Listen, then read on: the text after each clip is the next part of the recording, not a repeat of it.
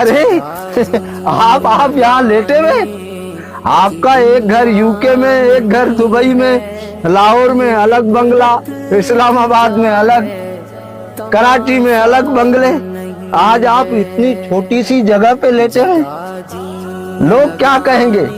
آپ کی عزت پہ بات نہیں آئے گی؟ ہیں اتنی سی چھوٹی سی جگہ میں لیٹے ہیں آپ، کیا ہوا؟ آپ کے یو کے والے گھر کا کیا ہوا؟ لاہور والے 500 گز کے بنگلے کا کیا ہوا؟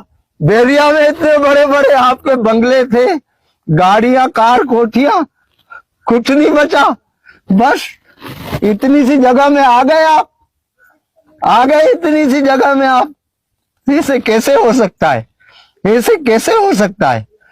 صحیح کہا راحت اندوری صاحب نے، 2 گز صحیح مگر یہ میری ملکیت تو ہے، اے موت تو نے مجھ کو زمیندار کر دیا۔